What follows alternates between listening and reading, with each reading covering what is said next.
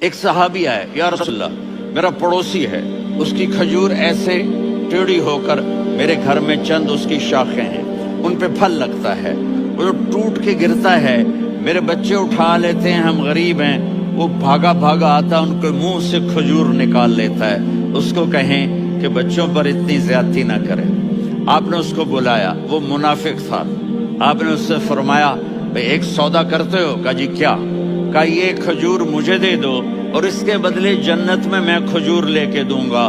وہ کہنے لگا یا رسول اللہ یہ اصل میں میرے بچوں کو بہت پسند ہے، کوئی اور کھجور ہوتی میں دے دیتا، یہ تو میری معذرت ہے۔ وہ تو منافق تھا، اٹھ کے چلا گیا۔ ایک صحابی بیٹھے تھے، وہ کہنے لگے یا رسول اللہ اگر میں وہ کھجور لے کے دے دوں تو مجھے جنت میں لے دیں گے؟ ان کا نام ہے ابو الدحداح۔ آپ نے کہا ہاں تو مجھے لے کے دے دے میں تمہیں لے دوں گا۔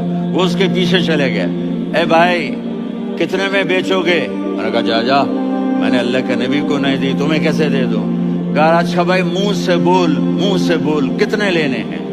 تو اس نے جان چھڑانے کے لیے کہا کہ اپنا سارا باغ مجھے دے دے، کھجور لے لے۔ باغ میں 600 کھجوریں اور یہ کھجور کسی اور کو دینی ہے۔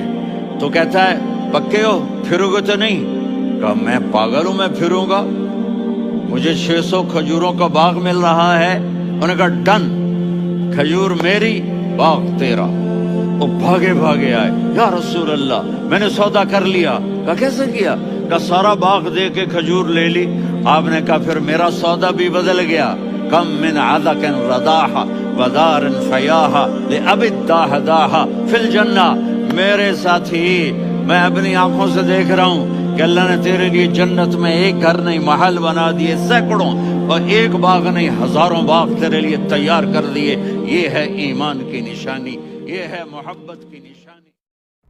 دین کی بات پھیلانا صدقہ جاریہ ہے۔ ثواب کی نیت سے ویڈیو کو شیئر ضرور کیجیے۔ جزاک اللہ۔